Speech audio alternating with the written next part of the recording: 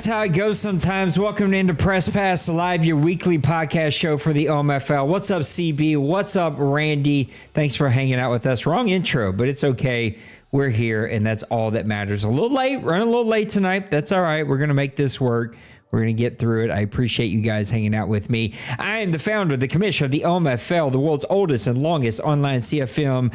Started in 2001, still going strong today. Let me welcome in my co-host, the commissioner of the Deuce, and has been for quite some time now, our owner of the Buffalo Bills, the guy that's going to be going for a championship this year, Mr. Maniac. How you doing tonight, buddy? No, I'm doing wonderful. I'm hoping to go for a championship. I'm striving for one, so we'll see how that turns out. But man, it's been a tough grind this season.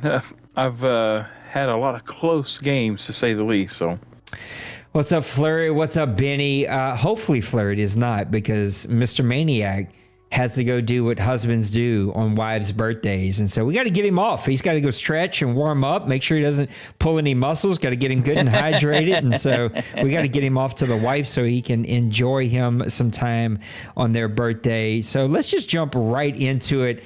And let's look at a couple of games. We're not going to spend a ton of time here because I want most of our time to be able to be saved whenever we talk about the playoffs. But let's go look at a couple of games here and see which ones that we like. Let me just do a few things. I got to move a couple things around that I was not able to get set before because, well, church ran a little long tonight. So let me do this. Let me just move some things real quick. I'm gonna fix it and get you guys set up here. It's the vertical stream because my main stream is pretty easy to get going and have set up, but the vertical stream, not so much, but it is now. We are ready to go. Mr. Maniac, you want to recap a couple of games? I think we ended in week number 15. So we got 16, 17, and a couple of games here in 18. I'm putting you on the spot. I know I am, but let's talk about some games in week 15. all right, looking at some of the games again, time crunch or whatever. The one I want to talk about is the Patriots and the Dolphins, that 34-31 victory. As you can see down the line, there was some good games. Seattle, Chicago was a pretty decent game. The Jets gave Cincy all they could take. New Orleans pulled out a victory over Atlanta. The Carolina-Tampa Bay score, that one's kind of an anomaly because these guys put up lots of points, and see that 16-14 score is kind of crazy. Washington beat Dallas, which I think that was a sim game though, so that one don't count. Philadelphia played a really good game against the Raiders, 27-24. That was a really good game. Buffalo and Cleveland, another close game, 14-12. That's like baseball scores nearly right there. So, but again, the one I wanted to talk about, the Patriots and the Dolphins. The Patriots get the 34-31 victory over the Dolphins. Lots of yards put up by the Patriots, 476 yards total gain, and only 65 of those were rushing. 400 yards passing, 22 first downs. It feels like those should be reversed if you would have thought about that before this game was played. Exactly. That would have been, if I had to say, okay, who's going to have the 400-yard passing game, it would have been like, oh, Dolphins, easy. But that wasn't the case. Both guys did turn the ball over 2 times, so that portion of the game was even. Time of possession, though, look at that, 27 minutes compared to 9 minutes to the Dolphins. I can't imagine only having the ball for 9 minutes. I mean, that's nuts. Yeah, that is crazy. Looking at the individual stats here, Rusty Starr has been a star in this league so far this season. He has turned it on. He is probably the top quarterback in the league right now. 402 yards passing, 3 touchdowns. Did have the 2 picks. Miami does have a vaunted and very solid defense, so that's just kind of expected sometimes. 2 sacks both given up for both teams. Duke had a solid day. 278, 6 with 3 touchdowns, 2 interceptions. Only 12 of 18, though. That's kind of a weird stat. I only seen him throw the ball 18 times. But, man, Rusty Starr was flinging it around the field. Rushing stats, Stevenson He had 50. I don't see a whole lot from Miami here, so I don't know if it got away from them really quick and they just had to abandon the running game completely. Looks like it only had like 4 carries on the game. Rushing, so yeah, that's I don't know what happened there, but like I said, it must have got away from them really quick and they just had to throw the ball. But 12 receptions for Ricard. Man,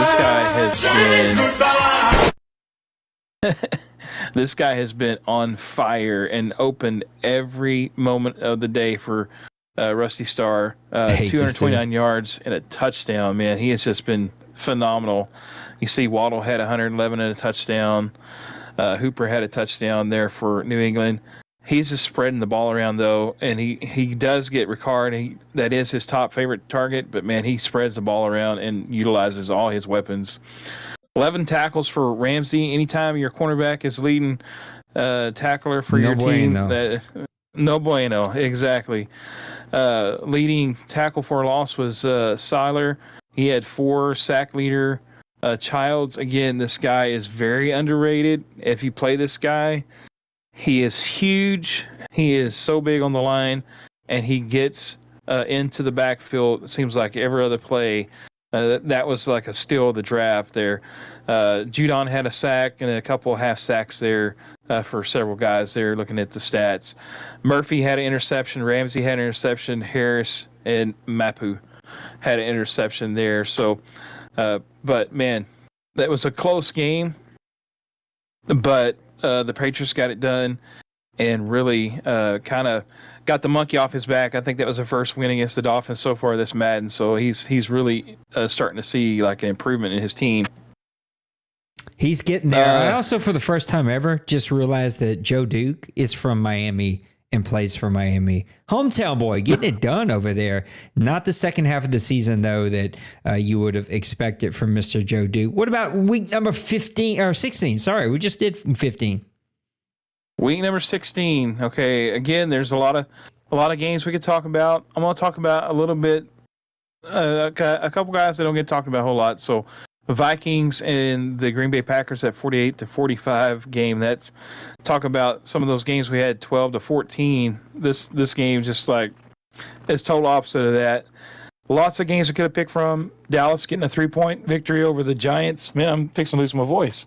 Don't get choked up about it. I know Dallas, barely won. That brings joy to your heart because you haven't had a lot of that this season. So,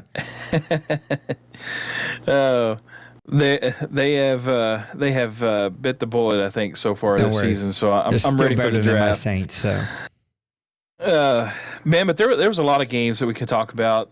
Tampa Bay losing by 6 points to the Rams. Seattle got the victory over San Francisco, but I think that was a play against a CPU. Yeah. Houston has done a really good job this season. I know the record doesn't show it, but man, 24-20 loss there to the Kansas City Chiefs. He has really turned things around. He's really been competitive in all of his games this season. Washington, Chicago, another close game. Buffalo again with another close game. I don't know how you do it. Win. I talk about you every time I see every game I log into. First quarter, second quarter, third quarter, Bills are losing. I end up needing to walk away. I come back, check the scores, and he won. I'm like, how? It's like the opposite of me. That's really why I said like the cardiac Bills, man, because it's some way somehow they kind of turn it on the second half and get the job done. So that's going to be a problem though, I think, in the playoffs. So we'll have to see what happens. But that game I want to talk about, the Vikings and the Packers. Both these guys put up some numbers. If you see right there by the quarter, Minnesota put up a 24-point second and a 21-point fourth quarter. Man, I don't think I've put up that many points probably in like 3 games combined. So rushing yards, the Vikings, 157, 324 yards passing. Really very efficient on offense. Over on the other side, 600-plus yards of offense for the Packers. 565 of those coming through the air. Man, I can't even get over 200 yards a game passing through the air. I don't know how these guys are doing it, but they're doing it. So first downs, 20 for the Vikings, 15 for the Packers. Again, just you look at the close score, though. 3 turnovers for the Packers, 1 for the Vikings. Makes a big difference in these close type scores. time of possession, a little bit of a nod to the Vikings with 22 minutes compared to 14 for the Packers.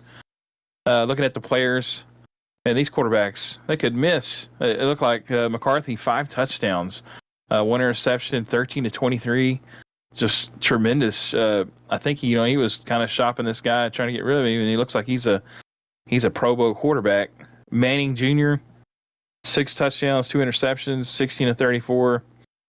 There was no lack of passing attack in this game, that is for sure. Minnesota did have some running going on. I do like this guy Moorhead for the Vikings. He is a rookie. I think he's going to be possibly in for the Rookie of the Year, probably voting. I would figure he had a really good season, but he had 19 for 53.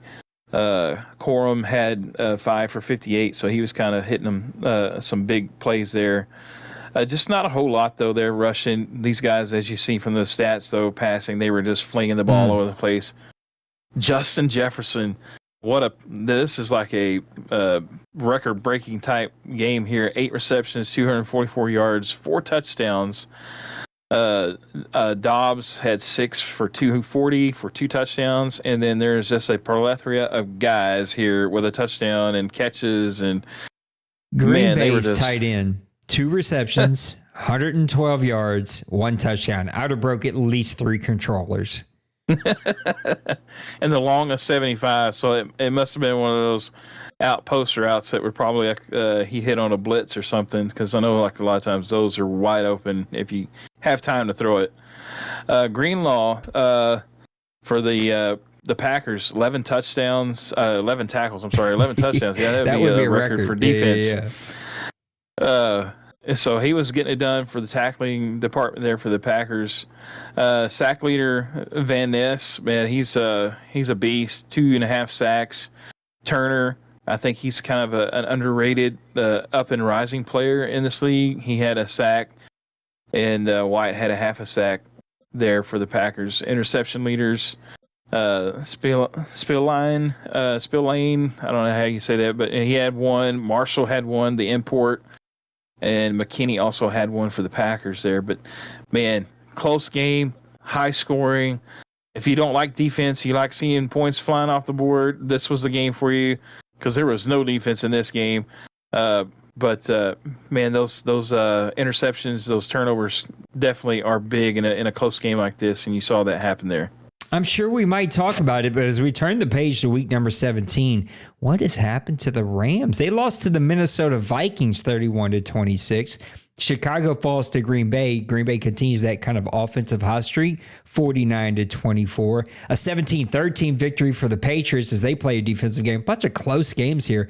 Seattle loses to Kobe, 37-31. Houston loses by 10 to Jacksonville, 31-21. Detroit, we see you in the chat. My old eyes, I'm pretty sure I'm reading this right. 23-27? Am I reading that right? Is it 29? I don't know. I can't tell. 23. It is 23. There you go. All right. See, I need these bifocals to get going here. Indianapolis with a 48-34 victory over Pittsburgh. Atlanta 27-20 Tampa Bay. Some more close games. 28-30. Dallas loses to the Las Vegas Raiders. Arizona 40-38. That was my game against my Saints. Overtime. I stopped him on 4th and goal. We get a pick. For some reason, the game says you're down on the 1. He all out blitzes. My offensive line goes, oh, wait, we're still playing football. Sack, safety. Cardinals walk it off. Absolutely heartbreaking. Baltimore falls to your Buffalo Bills, cardiac Buffalo Bills, 24-21. And Washington falls to Philadelphia, who's gotten on a roll here late in the season, 40-31. Which one of those you want to talk about?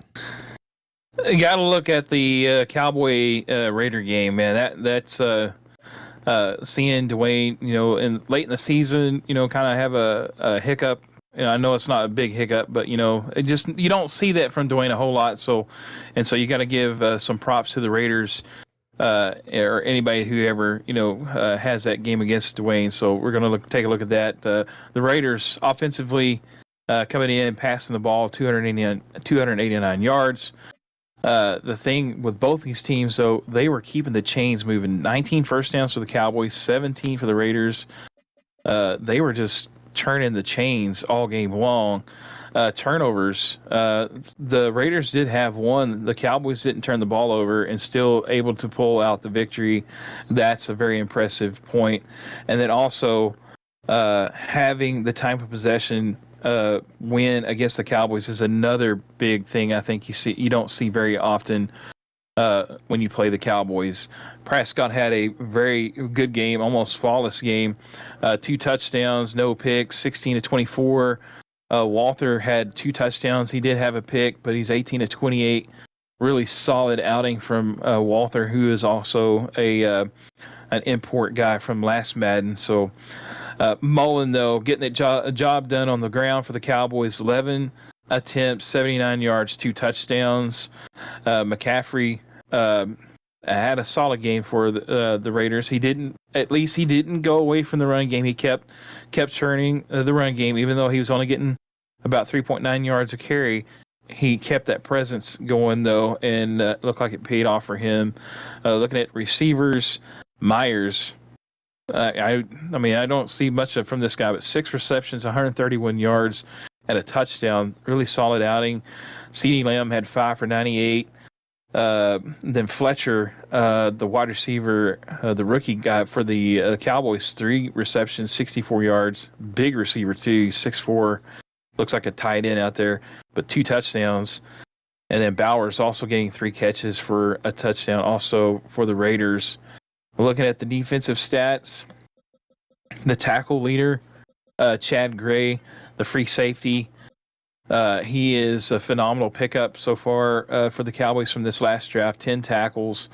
It doesn't have any other stats really showing there, but solid tackler there in the secondary for the Cowboys. Hobbs had 8, 1 for a loss.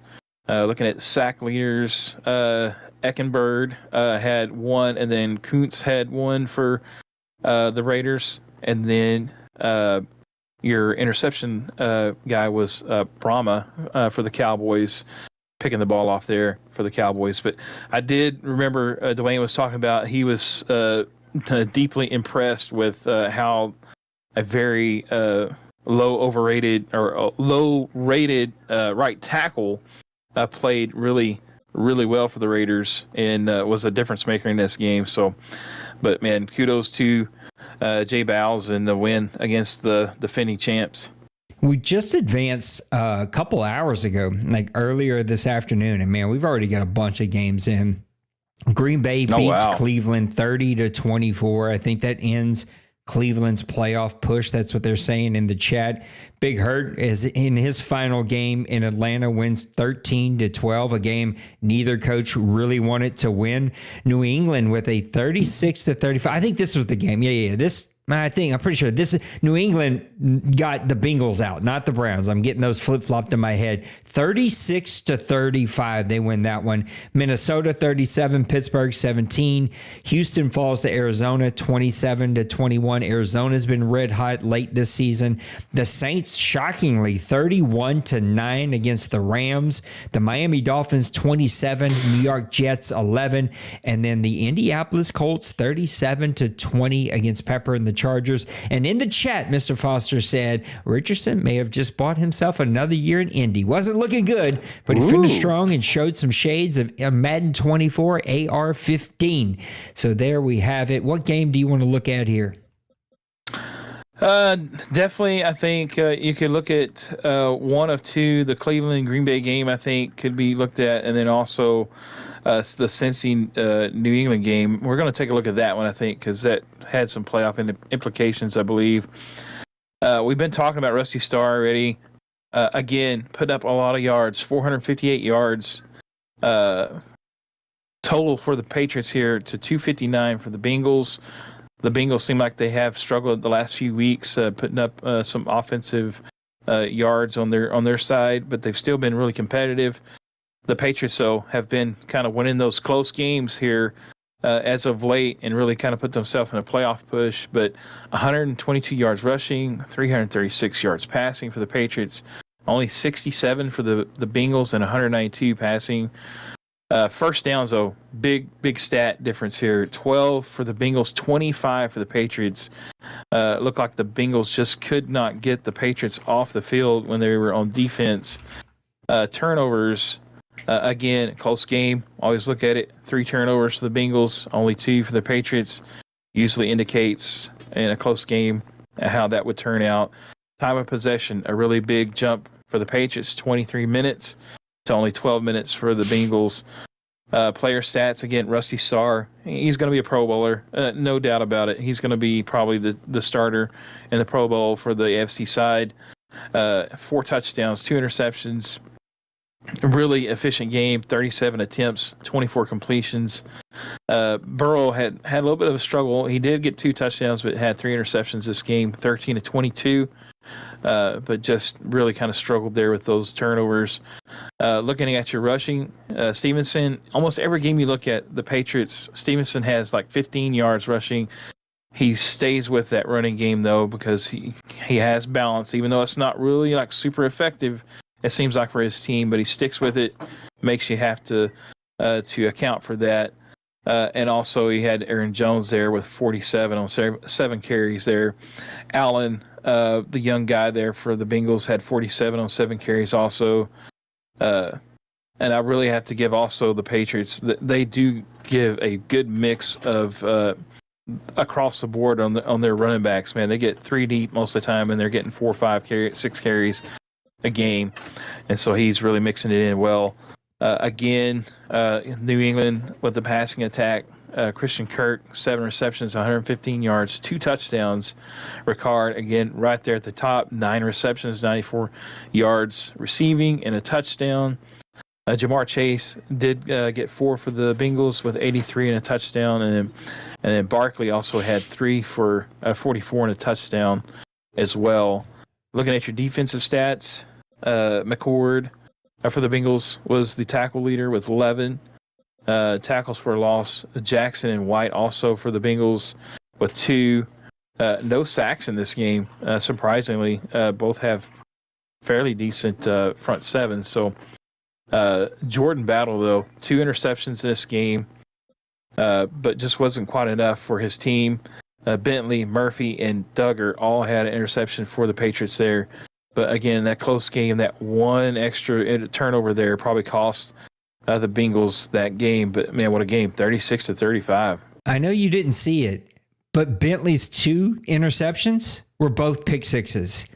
So 14 of the points for the Bengals came on pick sixes, and yet the Patriots just kept going at it and finding their way to another victory here. Yeah, that speaks really, really highly too of, like, you know, making that big mistake and yet continuing to go with what's working for you to get the W. I mean, that's pretty phenomenal in my book. Yep, a really good game. Well, let's go ahead and talk about what's next because, well, it's going to be the playoffs. We didn't get any OMFL news. I don't see anything in the mailbag. So this is all going to be just talking about right here on the playoffs. Mr. Fleury said 2 pick sixes and a kick return for a touchdown for Cincy. So they're, defense and special teams, 2 areas of your team were doing everything that they possibly could to help win that game. It was the offense who just didn't look like a typical Bengals offense. Usually we're seeing the big run game. We're seeing the big pass game. We got Barkley. We got that quarterback. Like, everybody's playing really good, but kudos to New England. They almost threw themselves out of that game, but they were able to keep themselves in it and pick up a big victory. Something to build on as we move into season 113. It looks like the playoffs are almost pretty much, no, they are. They're pretty much settled. So I think we might have a couple of seeding things that are sort of moving around here a little bit. I'm just kind of double checking to make sure first and second seed in the NFC is secure. First and no, I think the whole AFC is a little bit up for grabs. So it depends on what happens here in this last round. But the actual placement of these teams are what we have. So on the AFC side, we got currently the number 1 Titans, still yet to play. Number 2, got Browns and Bengals on the head. Number 2, Bills. The number 7, Patriots. So you might have to host that red hot rusty star. Number 3, Browns will host the number 6, Jacksonville Jaguars. The number 4, Kansas City Chiefs, turning it on here late. A division somebody that had to win. They're going to host the number 5, Miami Dolphins, who've been sputtering here really late in this season. On the NFC side, you got the number 1, Dallas Cowboys. The number 2, San Francisco 49ers. They're going to host the number 7, New York Giants. The number 3, Detroit Lions will host the number 6, Seattle Seahawks. And the number 4, Panthers, Carolina Panthers. I don't know why I said Pittsburgh Panthers. That's not a thing. The Carolina Panthers, I think that might be hockey. They're going to host the LA Rams as the number 5 seed. What do you want to unpack first? You want to unpack the NFC or the AFC? Let's unpack the AFC first, because I think there's a little bit more. I think the NFC's already kind of like more or less set. The AFC, I think, the Patriots are going to be moving up, I think, in the Bengals spot now, since they defeated them.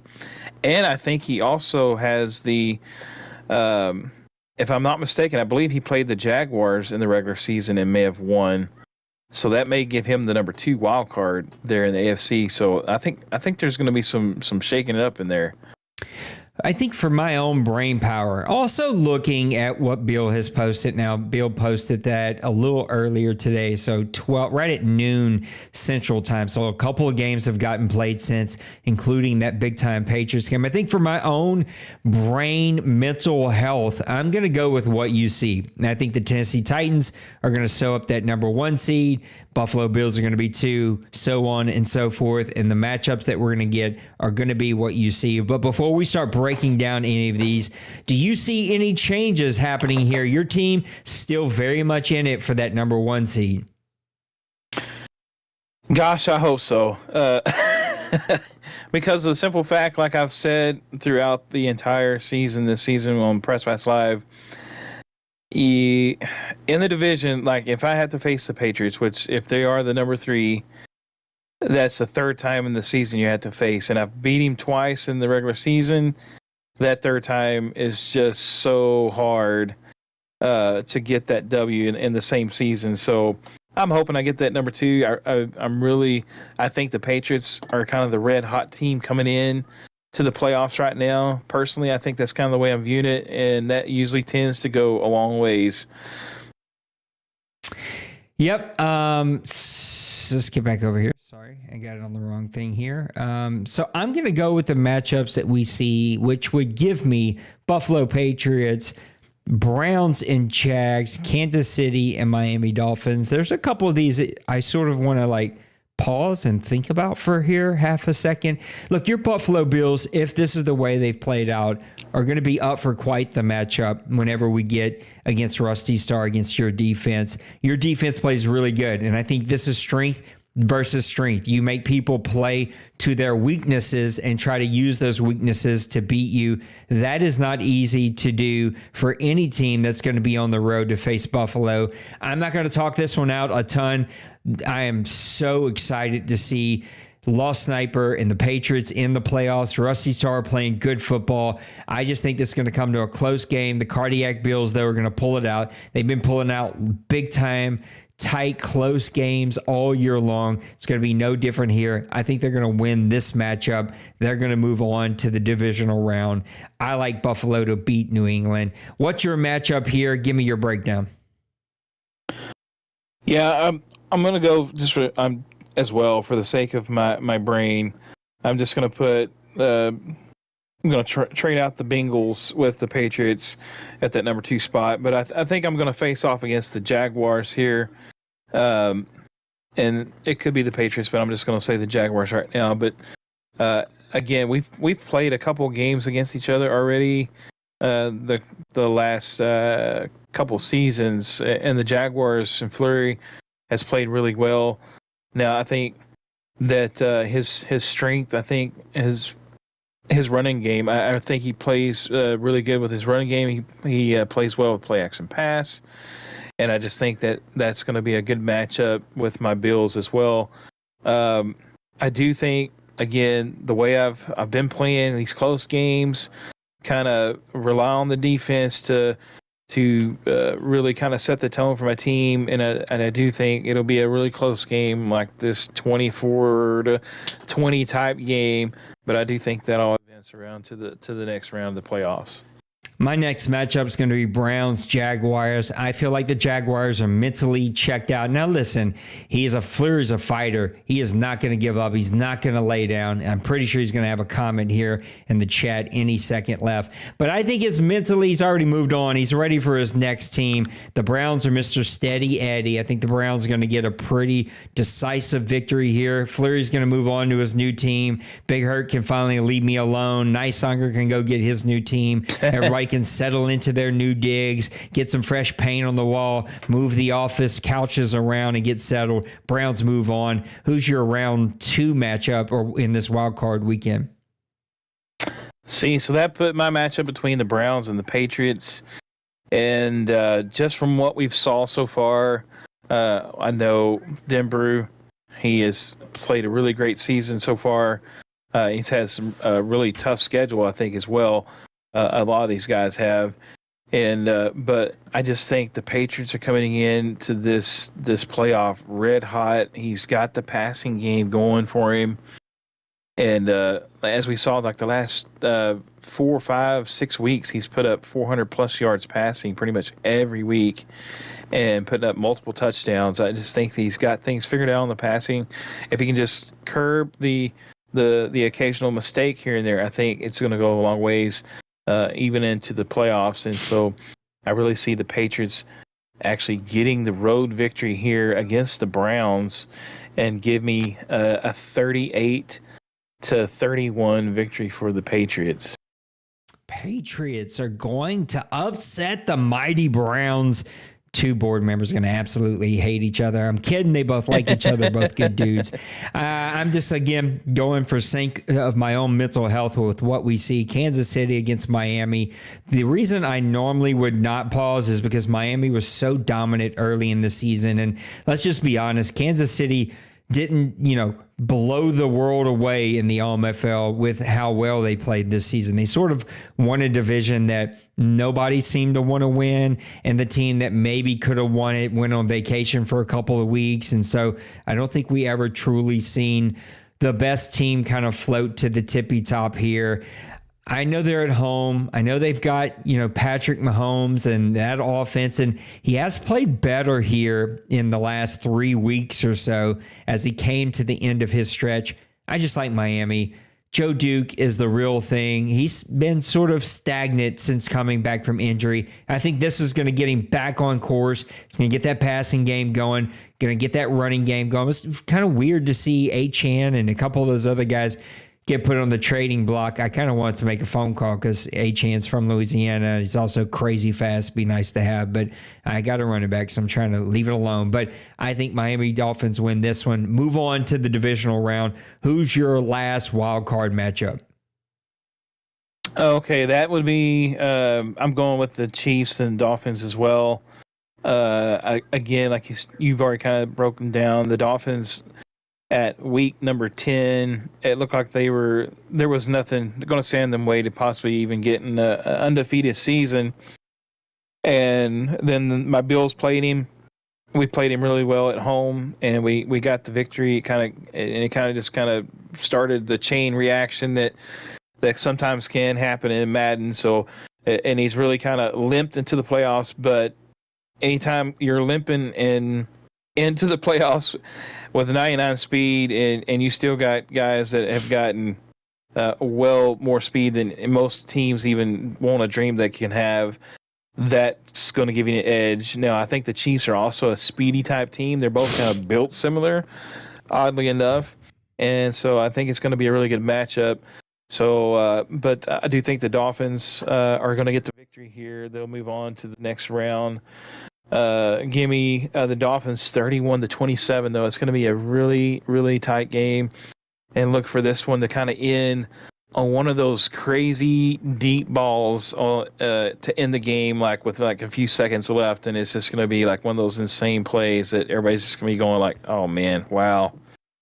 I don't want to get crazy bogged down in the divisional round because now you've got several different matchups. I got different matchups. People get confused trying to listen to me. So let's just sort of quickly run through our divisional round and get to our AFC championship so we don't, sort of get a bunch of people, kind of lost in the sauce here and get them all mixed around. Supposedly, Fleury says, I'm a bit behind. Sorry, New England cannot jump Jacksonville in the standings. The best they can do is going to be number 7. So if they get in the playoffs, it will be against you. If you stay at number 2, and they would be the number 7 seed. But we're not going backwards. It is what it is. We're doing our best here. Playoffs and predictions get a little funky. So again, that's why I don't want to get bogged down in the divisional round where it gets really, really funky.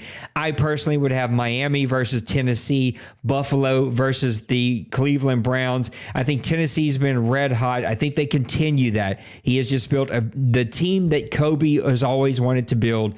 He's got the quarterback that's got legs, can make the throws, can make the passes, got the big arm. He's got the fast, athletic defense that can make plays. I think Tennessee moves on. The Cardiac Bills finally are going to lose a game. This is going to be a tough one, but Denbrew finally gets his revenge, finally finds his way back to an AFC championship. I got Tennessee. I got the Cleveland Browns in the AFC championship. Break down your divisional round. All right, so that would put my divisional round between the number 1 Titans against the the Patriots. At that point would be the lowest ranking team for me. So it'll be Titans Patriots. I think this one's going to be a really, really close game, and that would put the Bills versus the Dolphins, which oddly enough I have 3 AFC East teams all making this round. So. That speaks highly for my guys from the division, but I think all these are going to be like really close games. I think again, though, we talk about the Dolphins and the Patriots all in my division. The Titans have been on a roll. I think the Titans and the Patriots match up really well. They're probably the 2 of the hottest teams coming in to the playoffs, and I want to say Kobe has had a phenomenal season so far up to this point, and I think it's going to continue, even though Lost Sniper has also had a great one. Give me the Titans to win out a close one against the Patriots, but it's going to be, I think, a high-scoring game. We've seen the Patriots have a lot of high-scoring games, and I think this one's going to be another one, like 30-something points. That brings me to the Bills versus Dolphins. I think, again, every time it seems like we play at each other's home, it's an advantage for each other. I know my Bills stadium, it seems like it affects kickers, and I've seen the Dolphins struggle kicking the ball at the Bills stadium. So I think that's going to give me an advantage here. So I'll be moving on to the next round. It's going to be a close game. Again, another 27 to like 24, 25, crazy score number looking like. But I think, again, I'm just going to win kind of like on a last-second field goal. That'll bring up the Titans versus the Bills in the AFC Championship. You got Titans Bills. I got Titans Browns. I think this would be a really good game, but I still, in my heart of hearts, believe Kobe's one more offseason from having that dominant team. I think the Browns get back to running the ball, being very nitpicky with that passing game, kind of picking you apart, taking those deep shots from time to time. Give me the Browns to upset the number 1 Tennessee Titans and find their way back into the OMFL Bowl to represent the AFC in OMFL Bowl number 112. I am strictly picking with my heart. There's something about the turnaround that the Titans have made. I just believe he's one more offseason away. Who knows? I could probably completely wrong. Tennessee may continue to roll right into the AFC Championship. I'm picking with my heart here. I'm taking Denbrew and those mighty Cleveland Browns. You got Bills, Tennessee. Break it down. Okay, so I've watched the Titans play the last few games. One, scouting them out just for the playoff possibilities, and then also just watching his games and stuff. And I've noticed that one thing about the Titans that have changed from last season He's gotten some probably what we call like dev increases throughout the season. He's got a couple guys on the defensive line. He's got a linebacker, his wide receiver, Bobby. I'm not even sure what his last name is, Bobby, though. He has been lights out, solid. I mean, just super, really good, catching everything. No matter if he's getting hit right as the catch, a point of catch or whatever, he's still making those plays. And I think that his team has really grown up a lot this season. And I think that's going to be where I'm going to run up to the buzzsaw, and I think that's where it's going to stretch my defense. And I think I'm going to fall here in the AFC championship game to the Titans. I think the Titans will win a pretty close game. Again, the Bills will keep it close, but I just think the Titans' offensive output will be a little bit too much for me, especially being on his home turf there in Tennessee. It'll be like a 31-27-ish type game. I can't lie to anyone.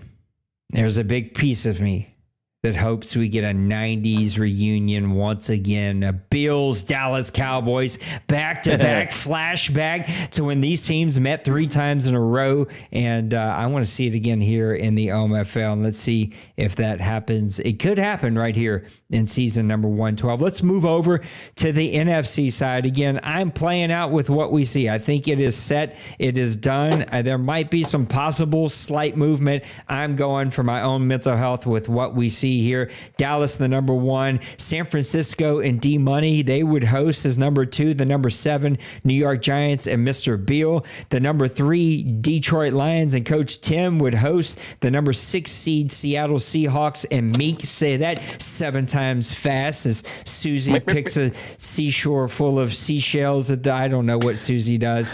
Number 4, Mr. Carolina. Why do I keep wanting to say Cleveland and Pittsburgh and all these other teams? Carolina Panthers and Mr. Birdman would host.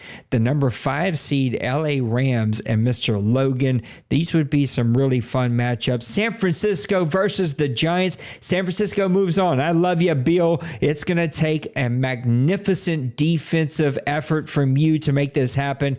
I just think Bill's going to have that one key turnover. It's on the road. If this was reversed and the 49ers were on the road to face Bill and the Giants in New York, I might go the other way around here. I think San Francisco keeps it rolling. A little rust here, so it's going to be close early. Look for this one to get away super late. Give me like a 4-point victory for the 49ers. They're moving on. What do you think this first wild card matchup is going to be, and break it down? This is going to be like super insane round. All these guys could win it all. That's just how crazy it is. Definitely see. I know Bill just updated his thing in the chat. So the 49ers, again, facing off against the Giants. I think there's a part of me, I think that Bill is going to give him a run for his money. We've seen Bill. I've talked about Bill before. Bill just plays dirty, defensive, and I'm not saying like he plays like cheesy. I'm saying like he just plays down in the dirt, hardcore defense, and he always makes the guys earn every single yard. And so I just think that he's going to be kind of a tough matchup for the 49ers. But again, the 49ers will advance. Then you have the Lions, the number 3 seed, versus the Seahawks. I know Tim had a tremendous season. He's put up a lot of points at times, and he's also kind of had those struggles at times. Same thing with the Seahawks. Seahawks have put up a lot of points, won big games, and then struggled. But I think the experience that the Seahawks have in this point, I think are going to be kind of what helps carry him through this game. Look for the Seahawks to win against the Lions. I think it's going to be a high-flying, high-scoring, probably like a 45-43 type game, because both these guys sometimes forget to play defense. And I think the 49ers, I don't think I said the 49ers Giants game. I think that game was going to be like a 21-17 game for the 49ers and Giants. But the Seahawks, so like I said, it's going to be like a 43-41 crazy score game with the Lions because they're both high flying. And then the Panthers and the Rams. Wait. I didn't get to do mine. Hold on a second. You're skipping me now. I want to call back to something you said. You heard it first here. Maniac called Bill a cheeser. I just want it to be on record. I want it to be noted just so that Bill can give him a hard time. Seattle going on the road to face Tim. Tim has been really impressive here. He's had some impressive victories, including the one that he had here tonight. Being the number 3 seed in the NFC is nothing to not be boastful about. Like, he should be really proud of what he has built there in Detroit, and hosting the number 6 seed Seattle Seahawks is going to be tough. That is a team that has seemed to find and then lose himself a little bit at times this season, but has multiple victories over the 49ers, who we all hands down have said is probably the best owner that we have seen consistently when it comes to championships here in the OMFL, though Dwayne would want to argue it outside of championships. He's been the most consistent player. This is not going to be an easy matchup. I do think a lot like the Tennessee Titans and my notes on them, I think Seattle's one more offseason away from building a real championship run defense and a championship run offense. I think he's just a couple of pieces away, needs a bit more development and maturity. He traded away a lot of really good pieces, and he had to sort of find his footing, and he hasn't seemed to have that cachet that normally Meek carries with him into the playoffs. Give me Tim and the Lions to win this one. I think you called the same thing. And that brings us to Carolina, LA Rams. I'll let you get back to breaking this one down. All right. I just got so excited, talking about the Panthers and the Rams here, so I just kind of lost myself. But Bird and Logan both have very similar type game styles, I guess, or play styles, because they'll like lull you to sleep and then take the deep shot, and it's like it just kind of they just kind of play off of that, and I think once they kind of get a foothold in the game, they can kind of take over. Now, if they struggle getting you to fall asleep on defense, and you're kind of ready for what's coming, sometimes it gets them in trouble, and I think that's where that's the reason why you see them both having 6 losses at this point in the season. But I think this is going to be a really good matchup between both these guys. Give me the Panthers, though, to actually win this game and move on to the next round. It's going to be another offensive type game, I think. I don't think it's going to be really high flying defense going on. I could be wrong, but I do see the Panthers like winning like a 27-21, maybe 31-24 type of game over the Rams. I think these two teams opened up the season against one another. If I recall correctly, and I watched this, it was a great game. Went late into the fourth quarter. The Rams ended up making a big play. I want to say maybe even overtime, the Rams made a play, or maybe the Panthers. I just remember it was a close game. It was a good game. They opened up the season. Well, one of these guys are going to end their season against one another. I do think Carolina's playing better, though. Playing Logan today, I feel like I sort of caught him with his pants down, right? Like, he's working from home, so he's like playing me in between work, and it's the holidays. And I think if this game happens whenever he is not having to work, he may get full-blown, fully focused Logan ready to rock and roll. But the Rams have lost a couple of games here, whereas the Panthers, though, I guess technically they lost against the Eagles, so they dropped a big game that you wouldn't have expected them to lose here. They're at 10-6. The Rams 11-6. The Panthers are still left to play here this week. I kind of tossed this up to, I don't know. Let's wait and see. I would say I do like the Carolina Panthers offense more than the Rams offense, but I really, especially with Nakua, who's going to be out for the playoff run. He got hurt in my game. He's out at least 4 to 5 weeks. I remember seeing the injury pop up. I don't know what the actual injury length is, but I think it's minimum 4 or 5 weeks. Definitely going to be out this week. I do like the Rams defense, though, way more than I like Carolina. He's got some absolute superstar studs there. And that tends to make me want to pick the Rams, because if Bird has ever struggled, it's when you get pressure on him. His quarterback Young doesn't quite play up to par whenever he's got a lot of pressure, causing Bird to kind of flutter some throw some picks. Not the biggest arm quarterback, not the biggest guy to get the ball out there. Give me the Carolina Panthers only because of the momentum, but don't be shocked. This will be a close game, and the Rams definitely can pull this one out. So I've got San Francisco. I've got Tim and the Lions. I've got Carolina. So I've got all the top seeds moving on. So that would give me Dallas and Carolina, Rams and San Francisco. Just like the AFC, I don't want to get bogged down here in my divisional round. So I'm going to move it through it really quick. Dallas is Dallas. And so Carolina, good on you. Bird is a great player. He's a championship player. He will win a championship in this league if he doesn't retire first. Hopefully he doesn't. And so I think he will win a championship in this league before this cycle or next cycle is over.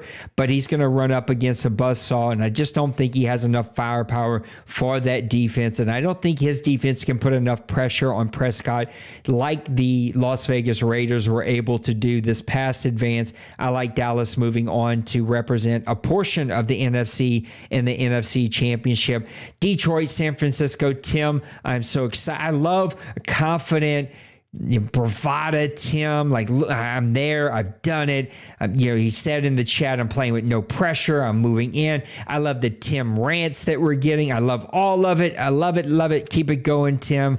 Let's be honest, you're playing a Hall of Famer here, and you're playing, arguably the best guy that we've ever seen in this league. He's playing good football.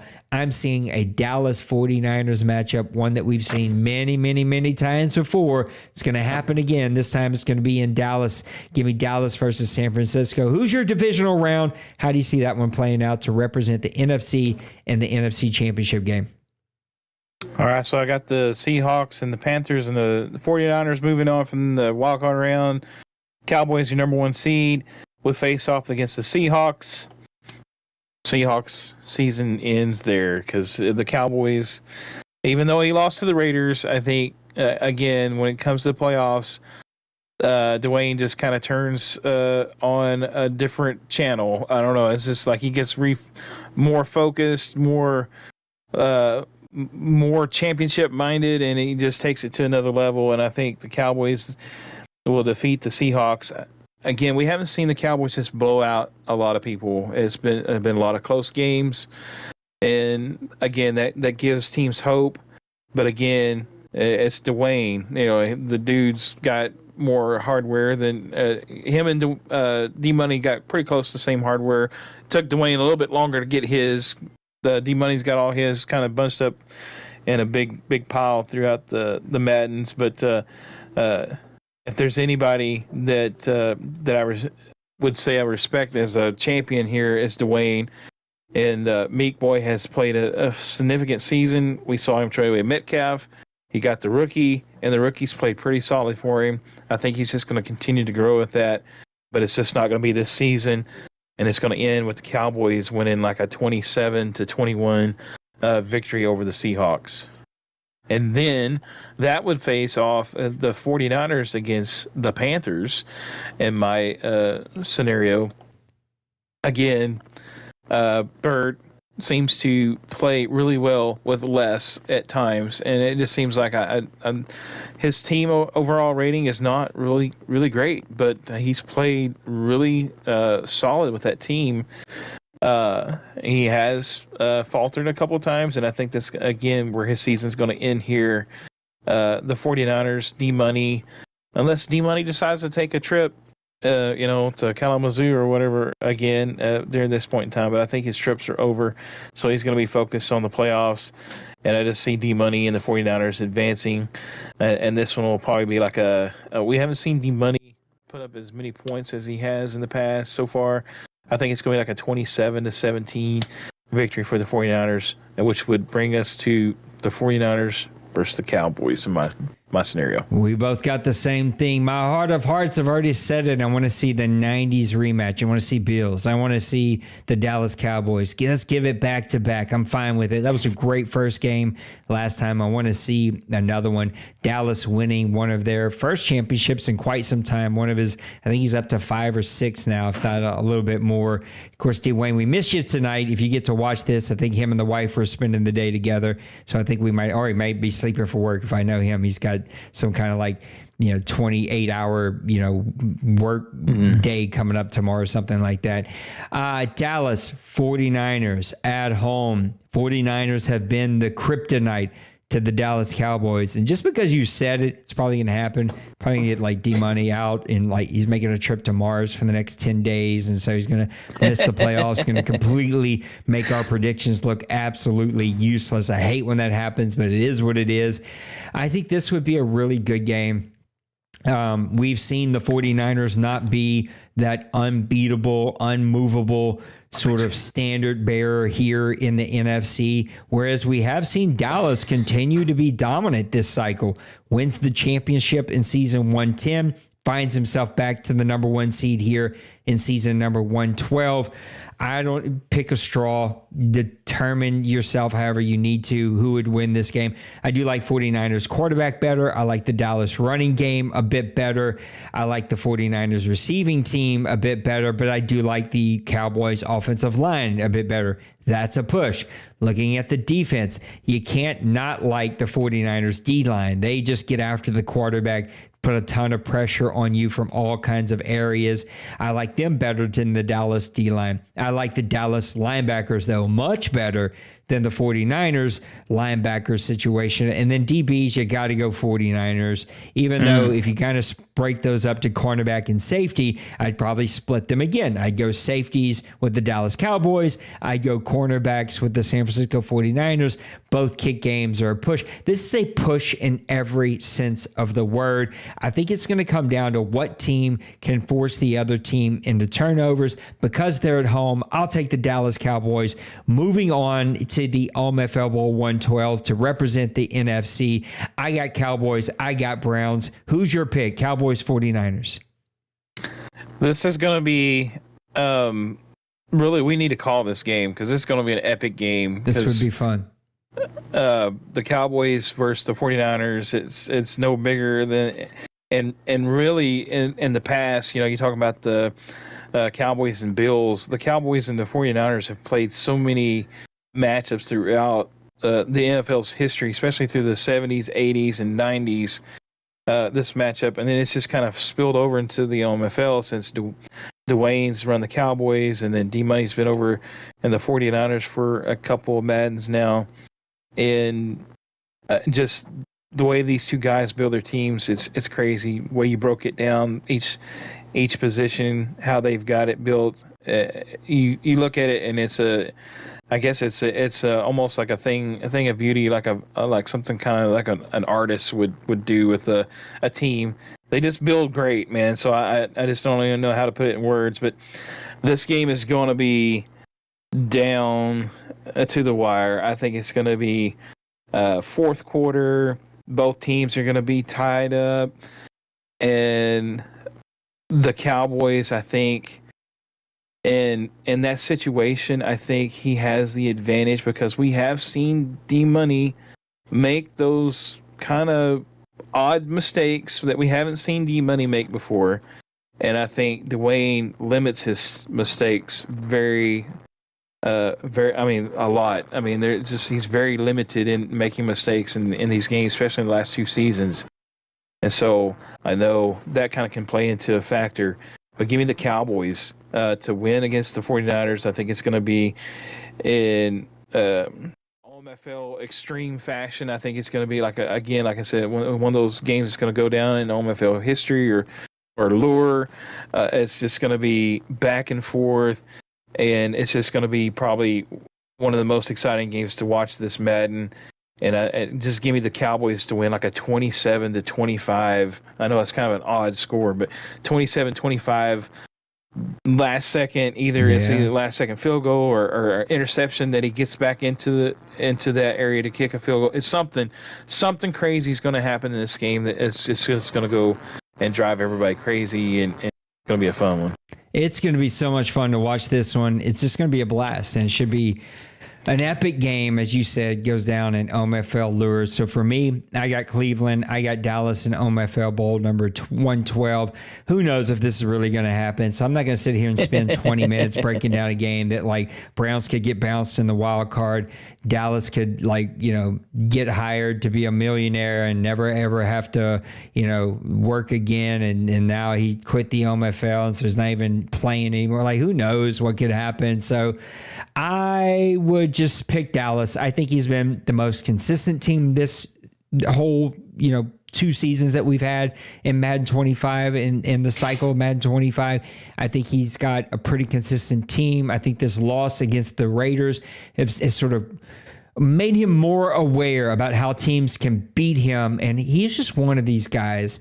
49ers, Dallas, Seattle, the New York Giants, Bill, there's a couple of guys that when I play them, I feel like they're literally sitting next to me looking at my controller. Like, oh, okay, I'm going to pick this play. I'm just like, how? How do they know? How do they keep picking the perfect play every time? I think that's what you're going to see in this one. I think Denbrough's going to have a nice run here. I keep picking him, and he keeps getting himself bounced in the wild card round, so stop disappointing me, Denbrough. I think he makes a good run, a classic game. Dallas runs out early, gets a 17-point lead. Denbrough keeps plucking away, big interception late, makes it tight, and then we see the game turn around with 4 minutes left to go, and you're like, wow, what just happened? And it's like a 12-point victory for the Dallas Cowboys. They win their second straight OMFL Bowl. Who's your matchup? Who's your victory? We don't have to spend a ton of time, but give me something here to chew on and what you think might happen. All right, strap in, get ready, boys. No, it's the Cowboys versus the Titans. We've seen this matchup a few times. Kobe versus Dwayne, and we saw Kobe versus D Money. So either one of these, I think, would be an absolute phenomenal matchup. So we know what the Cowboys do: control the clock, don't make mistakes, play the strengths. We see the Titans sometimes can be a little bit more offensive minded, throwing the ball around, flinging it around to his wide receiver Bobby. I think that plays into the Cowboys' hands though, because anytime you're dropping back to pass a lot, and he's got that front seven with Micah Parsons and then some of those other guys that he's got, I think he's going to get some pass rush on him. I know he didn't have it this last game, but I think he's going to get it here in the playoffs. And then again, this OMFL championship game, I think it's going to be a really close game. But I think ultimately, though, it's going to play in the Cowboys' hands because he's so defensive-minded and really just makes minimal mistakes in a season. He probably makes less mistakes in a whole season than some guys making it in one game. So it's just kind of crazy. But he plays really efficient. And this game is going to be a good one to watch. Cowboys get the victory, though. I'm going to call it a 31-27 game, though. It's going to be a great OMFL bowl game to watch. And if you miss out, you're going to miss something. Yep, I can't disagree with any of that stuff. I think that's a great breakdown by you. And it's been a really good, fun season. I'm interested to see what happens this off season, especially with the rule suggestions. There's some guys that kind of got salty this past season. It's like, hey, you're in a league that actually gives you a voice. Sorry if it gets voted down, but chill out a little bit. Anyway, I'm excited to see what happens in the playoffs. I'm excited to see as we move into the offseason. And then we get to just what is one of my most favorite nights, the draft night. It's just fun. Get to hang out with all the guys here for 4 or 5 hours, do a live draft show. It's a ton of fun. It's always a blast to break down the draft picks. And I'm working on a brand new tool. If I can get it ready, I will give it to the league. I'm trying to see if I can. I'm going to go work on it maybe tomorrow night, but working on a tool. You may not find it useful. You may find it useful. I'm going to make a video about it. Super customizable. Will not be finished, but at least have all the players in there for you, broken up by a position, and you can kind of do your own thing with it and fill it in if you choose. But I'm excited to get to through the playoffs and get off into the off season. One final thought, Mr. Maniac. We're getting to the end here. Good breakdown by you on the playoffs. Great breakdown on some games that happened as we moved through. We're just a little over an hour here, so I still got time to go get my OMFL college game done. You got time to go give that wife some loving. No mailbag, nothing to break down here, so give me one final thought as we close things up. Yeah, I'm with you, man, on the draft night, man. It's so fun. I think these games, and I hope, again, we can call maybe a couple of these games. And I think it'll be really fun. But the draft night, I think one of the things that makes it so fun, because everybody's relaxed, is there's no real full competition. You know, again, there's competition for the picks, but again, like everybody's, you know, really chilled out about stuff and just having fun, and it's just a kind of a time to aside from the season.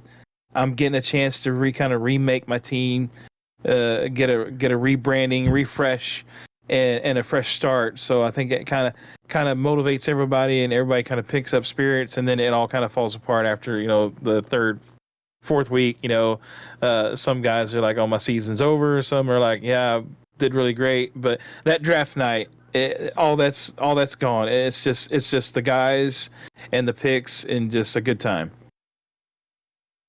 Absolutely is, and it is going to be a good time. Plus, I get to hang out with Maniac, so it's a ton of fun just getting on voice with Maniac. Usually, Big Hurt pops in. We get Priest and Nipples has been coming to the draft shows, and Nice Songer and Kobe, and we get all kinds of personalities and voices and faces to come pop in.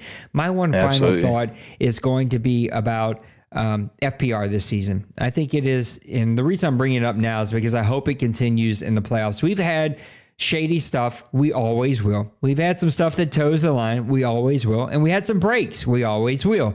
But guys, handle it the way I wanted it to be handled. And that is, we had a conversation, or shoot, I messed up. I'm going to make it right, and we're going to move on, or I'm going to self-report.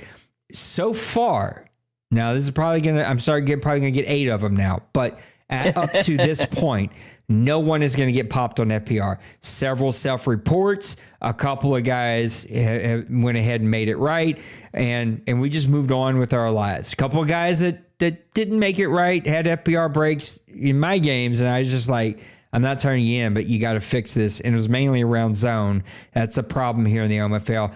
Cover 2 zone on third down. You guys make me want to put my hands around your neck. It is just leaned on way too often in this league. And I'm still seeing very zone heavy to start out a game, zone and blitz heavy, very tight end running back throw heavy to open up games, trying to get leads, trying to get momentum, and then you balance out as the game goes. I wish we would do better there and sort of not lean on that as much. But overall, FPR and the way FPR is handled in this league was so good. And I hope that you all continue to do that throughout this cycle. Sometimes we got guys that just don't like each other. I get it. But handle things as properly as you know how. Throw somebody a GG and move on with your life. Like, just let it go. And I've even found the games that I've gotten frustrated with, I just move on. And within 2 hours, I kind of think back. I'm like, all right, I'm over it. It wasn't that big of a deal. I'm moving on with my life. It's just like, let's just move on here, and everything's going to be all right. I'm excited to see some good games. Hopefully we can call them. Hopefully we can get Maniac to come call some with me. It'd be a ton of fun. I'm going to go work on a draft sheet. I'm going to go work on getting off-season stuff up. You can start submitting your off-season rules, and we're going to start a discussion if we're moving to all Madden. And then finally, we're going to start working on some graphics. My favorite thing. I love working on graphics. It's a ton of fun. Can get some graphics out there, and we're going to have a blast. Good luck to you, Maniac, in the playoffs. Good luck to all the teams in the playoffs. Again, I think they're pretty much settled in the NFC. Cowboys, 49ers, Lions, Panthers, Rams, Seahawks, Giants, they're all in. A little bit of seeding left to be figured out. Titans, Bills, Browns, Chiefs, Dolphins, Jaguars, Patriots currently in. Bengals hanging on there, Raiders hanging on there. There is some possibilities there, but they're going to need some help as we get down to week number 18. And the last, I think we've got 8 games left here to go in week number 18. So for Maniac, for all the board here in the OMFL, thank you. I appreciate you guys. I love you. You matter. Thanks for hanging out with me. Take care of yourselves. Take care of those around you. And we'll see you on the next one. Deuces.